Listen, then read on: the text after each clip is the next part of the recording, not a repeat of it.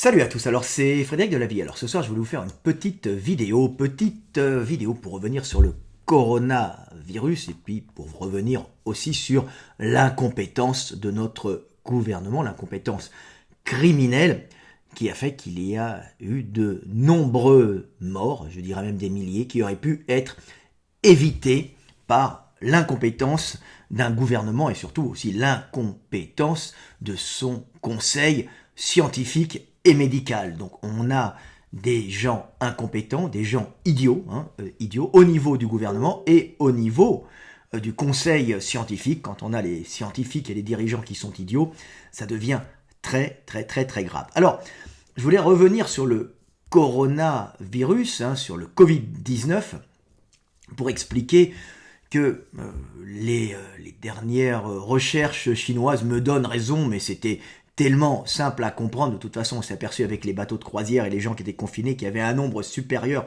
de personnes par rapport aux autres lieux, dans ces zones de confinement, des gens qui étaient contaminés, comme on a pu le voir aussi sur le porte-avions français, où il y a un nombre de contaminés très élevé. Alors ça vient du confinement, des lieux de confinement qui sont les bateaux, mais aussi de la climatisation et des réseaux d'aération qui favorisent la dispersion dans ces lieux confinés du virus. Quand il y a quelqu'un atteint, 2, 3, 4, ça va se disséminer partout.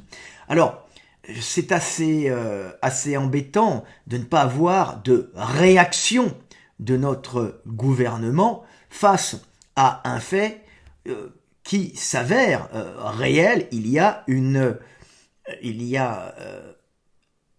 transmission aéroportée du virus. Alors ça ne veut pas dire qu'en se promenant dans la rue, vous l'attrapez, mais ça veut dire que dans certains lieux confinés, où il y a peu de gens, la charge virale peut très vite augmenter pour une personne et son organisme ne peut plus, à ce moment-là, son système immunitaire ne peut plus répondre au virus qu'il va recevoir. C'est une question de quantité, bien sûr, c'est pas un virus, on en reçoit tous les jours, des virus, des bactéries, et l'organisme est capable de se défendre. Mais quand il a trop de virus, il va pas y arriver et il risque, si il est faible ou s'il a des particularités génétiques qui le prédisposent, il va déclencher des symptômes et peut-être une forme grave.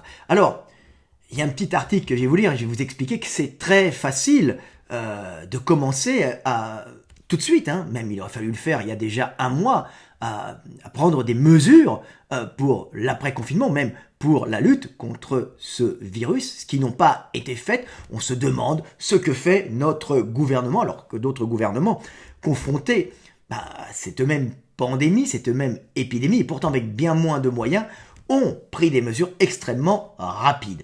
Alors je vais vous lire un peu cet article. Alors c'était dans la nutrition, mais c'est d'après une étude chinoise. Alors ils mettent le Covid-19. L'air conditionné est-il à propager le virus? Alors c'est juste une petite étude, mais comme on l'a vu, ce sont surtout à cause des réseaux de climatisation, mais pas de climatisation, mais d'aération, avec des moteurs qui prendraient l'air dans une zone où il y a du virus et qui le balance partout, effectivement, surtout en zone confinée, ça aggraverait bien sûr les contaminations d'individu à individu, un peu comme des métros. Donc je vais vous lire l'article, vous allez comprendre, c'est d'une extrême simplicité. C'est ce que suggère, alors le virus se propage dans l'air, c'est ce que suggère une étude chinoise sur 3 familles ayant dîné dans un même restaurant climatisé. Pourquoi c'est important? Une étude sur 10 cas, alors c'est petit, mais c'est juste sur 10 cas, mais c'est important quand même, de contamination au coronavirus, englobant 3 familles qui ont dîné dans le même restaurant de Guangzhou, une ville du sud de la Chine, suggère que la climatisation peut favoriser la transmission des gouttelettes entre clients. L'étude est publiée dans l'édition de juillet de Emerging Infectious Diseases. Ce que dit l'étude: le premier des 10 patients était revenu le 23 janvier de Wuhan, où le coronavirus avait été signalé. Pour la première fois en décembre, cette personne a déjeuné avec 3 membres de sa famille, le lendemain dans un restaurant climatisé sans fenêtre. 2 autres familles se sont assises à des tables voisines à environ 1 mètre de séparation. Les 3 familles se sont trouvées dans le même restaurant pendant environ 1 heure. Les premiers patients ont eu des symptômes évocateurs de l'infection au coronavirus, fièvre, toux, plus tard dans la journée et s'est rendu à l'hôpital. En l'espace de 2 semaines, 4 autres membres de la famille, 3 membres de la deuxième famille et 2 de la troisième sont tombés malades. L'enquête laisse entendre que les premiers patients étaient la seule source connue d'exposition des deuxième et troisième familles au virus. Un fort flux d'air du climatiseur a pu propager les gouttelettes entre les 3 tables. Le facteur clé de l'infection était la direction du flux d'air, conclut le rapport des enquêteurs du Centre de contrôle et de prévention des maladies de Jiangsu.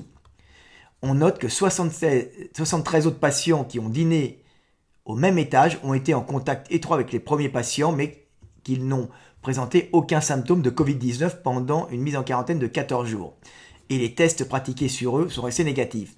Aucun membre du personnel travaillant dans le restaurant n'a été infecté. 6 échantillons prélevés en sortie et en entrée de l'appareil de climatisation ont tous été testés négatifs. Cette constatation s'accorde moins bien avec la transmission par aérosol, indique le rapport. Cependant, les aérosols ont tendance à suivre le flux d'air et les concentrations plus faibles d'aérosols à de plus grandes distances ont pu être insuffisantes pour provoquer une infection dans d'autres parties du restaurant. Voilà. En conclusion, cette constatation doit être considérée comme préliminaire, mais s'il se confirme que la climatisation est à l'origine de cette transmission, alors les restaurants devraient augmenter l'espace entre les tables et améliorer la ventilation pour réduire les risques d'infection, indiquent les chercheurs. Alors il y a des méthodes que je vais vous expliquer qui sont extrêmement simples, qui sont déjà plus adaptées, qui sont technologiques, et c'est des technologies qu'on connaît depuis longtemps, pour éviter justement la transmission de virus en détruisant les virus. Alors, quand on a vu que les marins du Charles de Gaulle, je crois, du porte-avions français, se sont retrouvés avec un taux de contamination très élevé. Et donc on voit bien que c'est souvent par le flux d'air, alors pas forcément la climatisation, mais aussi la ventilation, qui peut transporter dans des atmosphères confinées les gouttelettes qui sont contenues dans les expectorations. Alors c'est moins la respiration que, on va dire, quand vous parlez très fort, quand vous criez ou quand vous toussez. Et là, vous allez excréter beaucoup de petits postillons qui sont aéroportés et bien sûr qui ne restent pas en permanence dans l'air, qui vont tomber progressivement, mais qui peuvent, dans certaines conditions, en atmosphère confinée, métro, avion, restaurant, bateau, générer une transmission du virus, parce que les personnes vont en recevoir beaucoup. Alors c'est pas si vous en recevez un, c'est si vous en recevez beaucoup, et c'est le problème des lieux confinés et de la climatisation. Malheureusement, le comité scientifique qui accompagne notre gouvernement est un comité d'incapables, et notre gouvernement est un gouvernement d'incapables, puisqu'il est incapable de prendre des mesures préventives pour limiter le nombre de gens contaminés et de décès.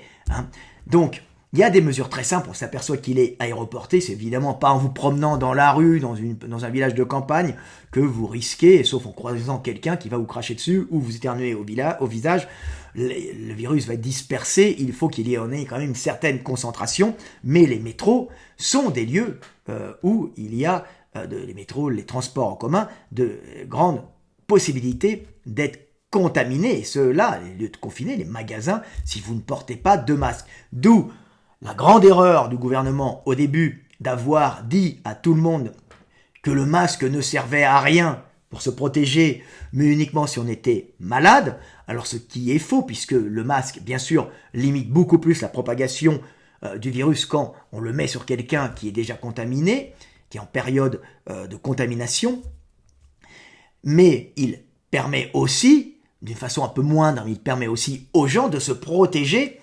des gouttelettes qui pourraient arriver de l'extérieur, même si c'est en arrêtant directement comme un filtre à la base au nez, à la bouche des gens contaminés que ça marche. Donc il faut que tout le monde mette son masque, mais pas forcément dans la rue, dans les lieux confinés. Et ça n'a pas été fait. Le gouvernement, justement, a organisé des élections pour un mois après, puis 3 semaines après, dire aux gens que venir en disant que les masques ne servaient à rien pour commencé à dire aux gens que bon, bah, c'est pas grave, au début c'était pas grave, vous pouvez sortir, et après non, vous ne pouvez pas sortir. Donc au début, tout le monde peut venir voter, et après, les gens n'ont plus le droit de sortir, et c'est 135 € d'amende. Alors que normalement, il devrait y avoir le fait des règles plus souples, mais plus strictes à certains endroits, c'est-à-dire obligation, quand vous êtes par exemple en ville, je ne parle pas des villages, mais en ville, de porter un masque quand vous sortez, hein,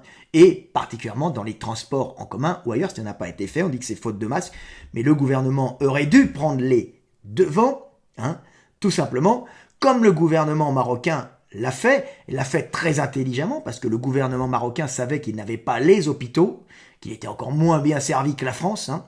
Il n'avait pas les hôpitaux ni les lits pour pouvoir soigner les cas graves, donc il a fait appel à toutes ces manufactures du prêt-à-porter qui bossent là-bas, hein, parce qu'on sait très bien que toutes les marques, beaucoup de marques européennes font faire leurs jeans, leurs habits au Maroc, et que les petites mains marocaines à 200 € ou 300, je ne sais pas, par mois, ça ne doit pas être très payé, mais il a fait un effort collectif pour le pays, donc tout le monde a fait des masques, ce qui est extrêmement efficace, c'est une mesure de guerre, en fin de compte, on fait avec ce qu'on a. Et comme il savait qu'il n'avait pas beaucoup, il a fait au plus vite et au mieux, et ça s'est avéré efficace. Donc le Maroc et le roi du Maroc, et par le roi du Maroc, s'est comporté, le gouvernement du Maroc s'est comporté de façon extrêmement efficace avec le peu de moyens qu'il avait. Donc bravo. Alors que notre gouvernement, lui, a menti, il a délibérément menti, puisqu'on savait très bien que déjà en 2009, alors c'est 2009 ou 2000, c'était 2009 ou 2008, 2009, le journal officiel et ensuite le journal officiel de 2008 avait annoncé qu'en cas de pandémie de virus respiratoire, la meilleure, et c'est dans le journal officiel, hein, la meilleure stratégie était d'équiper toutes les personnes de masques. Et d'un seul coup, le comité scientifique et notre gouvernement décide de dire que ça ne sert à rien parce qu'ils n'ont pas de masque.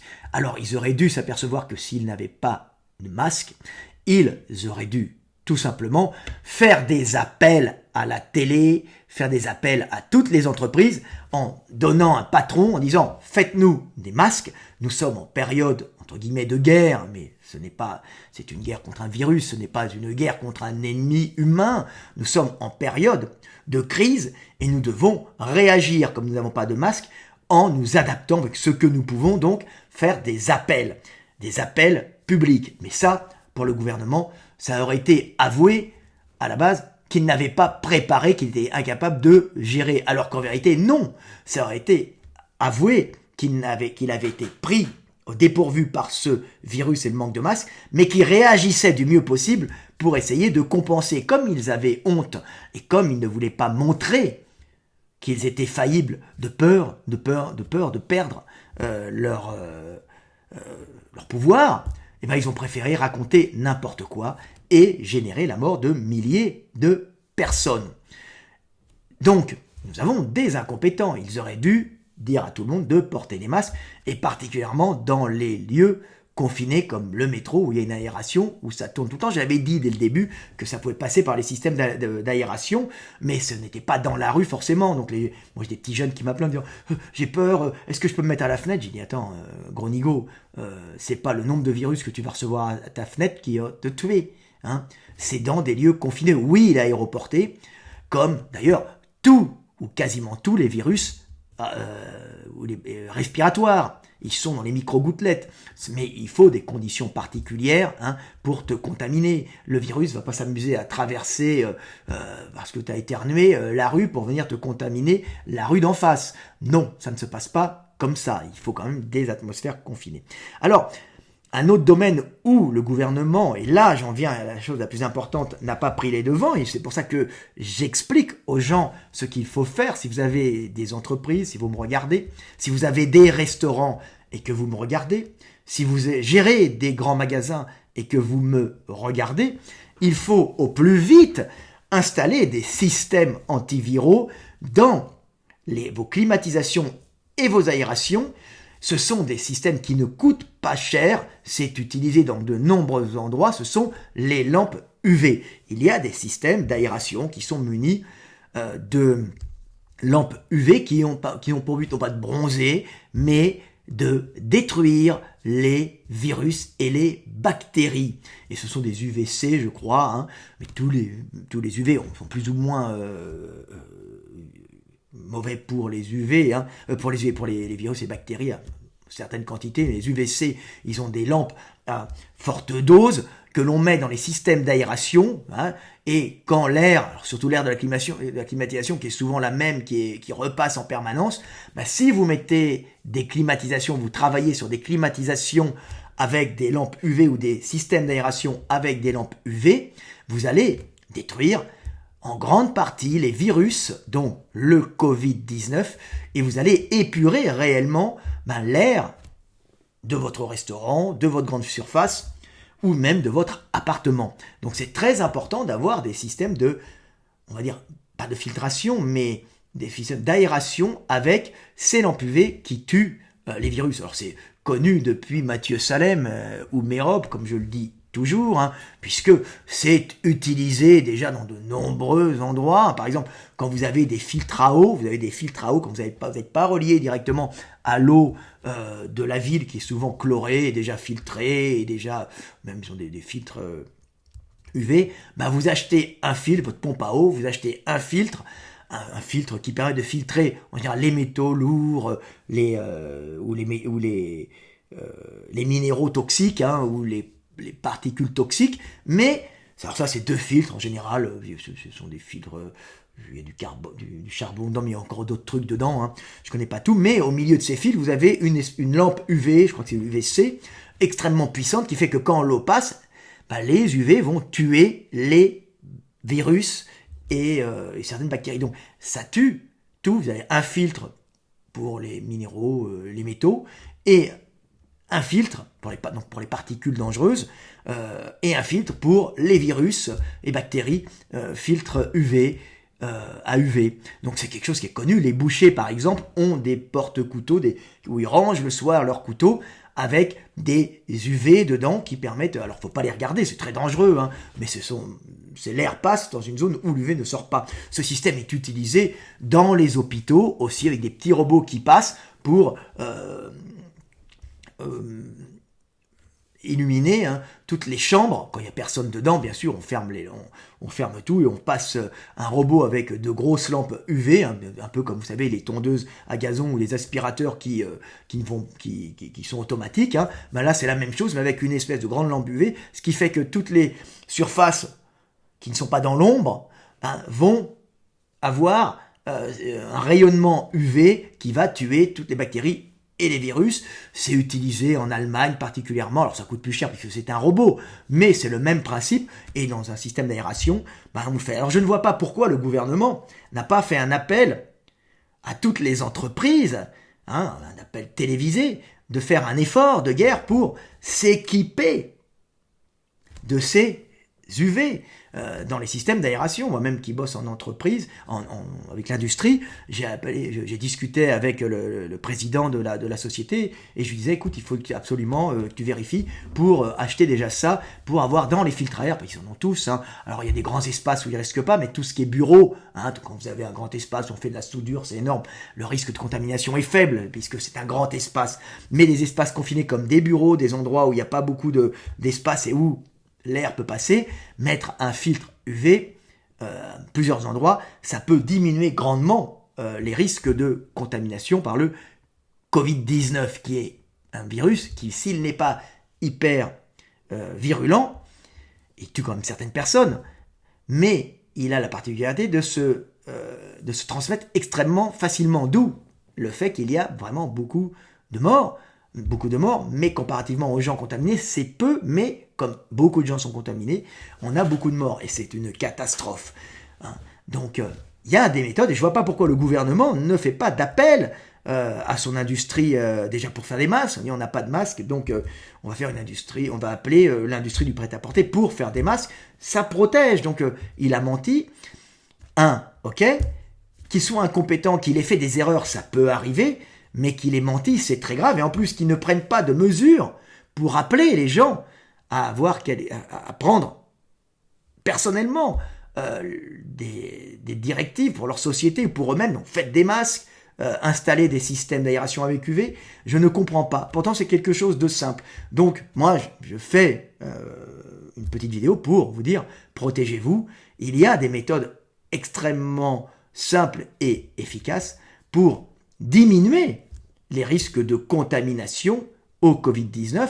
Et c'est un effort personnel que doivent faire tous les industriels, tous les responsables de grandes surfaces commerciales ou de petites surfaces commerciales. Tous les magasins devraient être équipés d'une climatisation ou d'une aération avec filtre UV. C'est ce qu'on devrait faire et je ne comprends pas pourquoi le gouvernement ne le fait pas. Ça va réduire énormément. Et puis alors, il devrait mettre ça déjà dans tous les métros, dans tous les bus. On devrait rajouter sur tous ces véhicules où les gens sont confinés un système d'aération et de filtration avec justement ces systèmes antiviraux, plus ces systèmes de désinfection classiques, au chlore ou autres, mais en sachant que le problème de ces désinfections au chlore, aux produits chimiques, c'est bien, mais le chlore est un agent agressif pour les poumons qui peut générer aussi des problèmes. C'est le risque. Donc ça, c'est bien. Après, quand il n'y a plus personne dans les véhicules, le chlore, c'est efficace contre les virus, c'est ce qu'il y a quasiment de plus efficace. L'alcool à 90, donc là, pas l'alcool à 90, l'alcool est efficace, mais sur les mains, un peu partout. Alors, moi, je sais que ça me fait rien, ça ne les assèche même pas, mais certaines personnes, ça peut les assécher. Donc c'est un ensemble de mesures que le gouvernement est incapable de prendre, je ne comprends pas, alors qu'il a les réseaux, à lui, les réseaux d'information, les chaînes télévisées, et il a un réseau d'information, mais effectivement, demander aux gens de prendre des initiatives personnelles montrerait peut-être qu'ils sont, eux, incapables de prendre, de réagir à ce Covid-19. Comme on a pu le voir, la France est très mal placée au niveau de la réaction à ce virus, puisqu'on a vu qu'on n'avait pas de chloroquine, on n'avait pas de masque, on n'avait pas de gel hydroalcoolique. On a eu des hôpitaux qui, même s'ils avaient des qualités pour certains traitements, puisqu'on faisait énormément d'ambulatoires, c'est-à-dire qu'on passe, on rentre, on a des traitements à l'extérieur, on avait, pour des soucis d'économie, viré tout le monde, et on s'aperçoit qu'en cas de pandémie, ne plus avoir de lit, c'est catastrophique, ce que l'Allemagne n'avait pas fait. C'est pour ça que l'Allemagne s'est retrouvée avec beaucoup plus de lits, et puis aussi une industrie médicale qui n'était pas à la ramasse comme la nôtre. Donc voilà, malheureusement, je suis un peu triste que le gouvernement ne prenne pas de décision de guerre pour essayer de sauver des gens. On les voit qui nous parlent de confinement, sans nous dire qu'il faut prendre, quand on est confiné et quand on n'a pas de lumière, des compléments en vitamine D, et puis essayer de se mettre au soleil. On n'a jamais, même chez soi, entendu parler, le gouvernement, des carences en vitamine D qui génèrent une baisse du système immunitaire, et particulièrement une baisse du système immunitaire qui pourrait répondre aux infections et aux pathogènes respiratoires. Et on sait très bien que la plupart des cas, on va dire les épidémies, on va dire les problèmes respiratoires sont souvent dus à un manque de vitamine D qui est dû à un manque d'ensoleillement aussi, l'hiver, et aussi une baisse de température qui fait que les bactéries peuvent se développer, et les virus sont efficients quand il y a une baisse des températures, sont efficients dans les bronches pour pouvoir se repliquer dans les cellules en utilisant l'énergie des cellules. Malheureusement, on a un gouvernement qui ne vous le dit même pas, il vous met en confinement, et il oublie de vous dire, ils auraient dû dire ça dès le début, confinement, mégadose de vitamine D3. Non, ils ne vous l'ont pas dit, donc vous allez sortir du confinement en ayant une avitaminose D qui était déjà marquée en hiver, et quand vous allez sortir avec une baisse des défenses immunitaires due à ce manque d'ensoleillement, c'est le syndrome des prisonniers, et vous allez choper toutes les merdes qui passent. Alors choper un rhume, c'est pas grave, ou une angine, c'est pas bien grave, mais choper un Covid-19 parce que votre système immunitaire est affaibli par un manque de lumière, et un manque qui entraîne un manque d'une avitaminose D, c'est gravissime, voire criminel. Donc voilà, on a un gouvernement qui est entouré d'incompétents et qui est surtout entouré d'un comité scientifique de connards, de minables, de gens criminel. Je dis criminel parce que ça serait la moindre des choses de dire complexe vitamine D, c'est connu, hein, c'est connu depuis des dizaines et des dizaines d'années. Hein. Donc c'est une aberration. Hein. Ils n'ont pas fait d'appel pour les masques aux entreprises. Ils n'ont pas fait d'appel pour mettre des filtrages de l'air avec UV. Aucun appel pour réagir de façon intelligente à une épidémie qui aurait pu être gérée beaucoup plus efficacement. Donc je pense que ces gens-là ne referont pas un deuxième tour et je pense qu'il faut, sans les punir, au moins les interdire à vie de travailler et de venir travailler au gouvernement ou dans le médical, car ils ont montré leurs limites et surtout leurs dangers. Donc il faut interdire tous ces gens-là, que ce soit le comité scientifique ou les gouvernants du moment, à cause de leur mauvaise gestion de crise et de leurs mensonges et de leur incapacité, les interdire à vie pour qu'ils ne nuisent pas de nouveau en cas de crise. Voilà, ils pourront travailler dans le privé, il ne faut pas être méchant, il ne faut pas punir, mais il faut interdire pour pas qu'ils nuisent au groupe. L'avenir du groupe étant plus important que l'avenir d'une petite personne. Voilà, et c'est le groupe qui permet la survie de l'individu. Voilà, petite vidéo de 26 minutes. Voilà, il faut réagir et vous qui m'écoutez, n'hésitez pas à prendre vous-même des initiatives, ne pas attendre des directives de l'État et vous-même vérifier pour prendre des systèmes de ventilation avec UV et faites vos masques, nettoyez vos mains et c'est comme ça qu'on viendra à bout de cette merde qui a été vraiment très très très très mal gérée, à en croire qu'ils ont fait exprès. À bientôt et paix sur terre.